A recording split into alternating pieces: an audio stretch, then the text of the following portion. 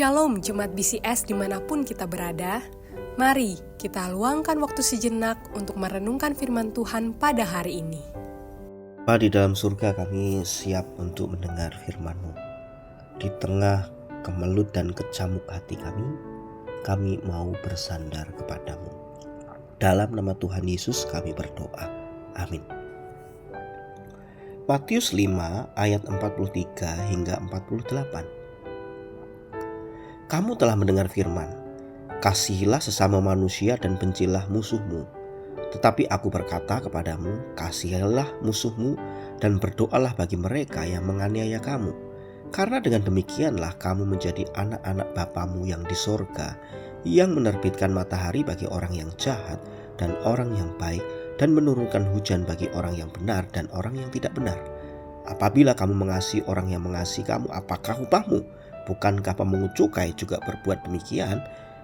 Dan apabila kamu hanya memberi salam kepada saudara-saudaramu saja, apakah lebihmu yang kamu perbuat daripada orang lain? Bukankah orang yang tidak mengenal Allah pun berbuat demikian? Karena itu haruslah kamu sempurna, sama seperti Bapamu yang di sorga adalah sempurna. Ibu, saya tidak bisa melupakan yang dilakukan atasan saya dulu. Dia sudah memfitnah saya sampai saya kehilangan promosi. Sekarang dia malah dapat posisi yang lebih tinggi. Setiap kali aku lihat dia di media sosial, hati saya langsung kesal. Gimana cara mengatasi perasaan dendam ini ya Bu? Pernahkah Anda mengalami hal yang serupa? Di dunia kerja, di dalam keluarga, atau bahkan di dalam lingkungan gereja. Terkadang kita mengalami perlakuan tidak adil yang meninggalkan luka yang mendalam. Sementara itu, kita juga di level global menyaksikan berbagai konflik di negara-negara yang sedang berlangsung. Bagaimana kita memahami perintah Yesus untuk mengasihi musuh di tengah realitas yang kompleks ini? Tuhan Yesus mengutip hukum Musa, kasihilah sesama manusia. Tetapi menolak interpretasi yang menambahkan, bencilah musuhmu. Perintah untuk mengasihi musuh bukan berarti menjadi naif atau membiarkan ketidakadilan berlanjut.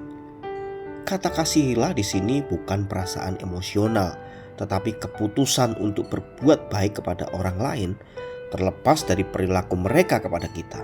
Berdoalah bagi mereka yang menganiaya kamu. Ini menunjukkan bahwa kasih dimulai dari perubahan hati kita sendiri. Alasan Yesus yang Tuhan berikan adalah menjadi anak-anak Bapamu yang di surga. Allah tidak membalas kejahatan dengan kejahatan, tetapi tetap memberikan berkat umum kepada semua manusia.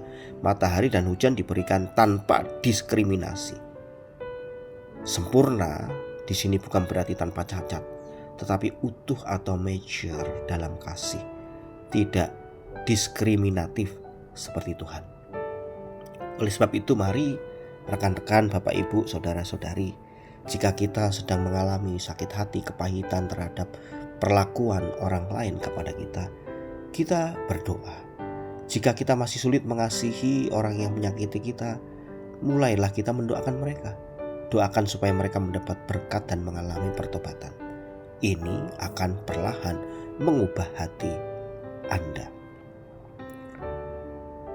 Mari Bapak, Ibu, Saudara-saudari yang terkasih dalam Tuhan, kita juga belajar untuk mengevaluasi lingkaran sosial kita.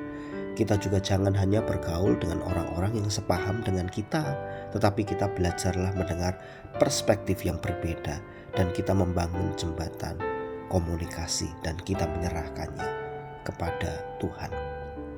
Mari kita bertanya kepada diri kita sendiri, siapa orang yang paling sulit saya ampuni saat ini?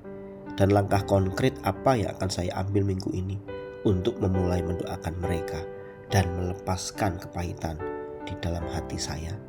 Mari kita berdoa. Tuhan, jika ada rasa pahit yang saya alami, ampuni jika saya masih merasa kesal. Tetapi sekali lagi kami mau belajar untuk melepaskan pengampunan dan kami belajar untuk menjadi murid Kristus yang setiap hari karakter kami diubah oleh Kristus.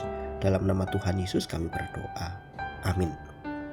Demikian renungan harian kita pada hari ini. Mari kita terus rindu menjadi murid Kristus bersama keluarga Allah. Tuhan Yesus memberkati.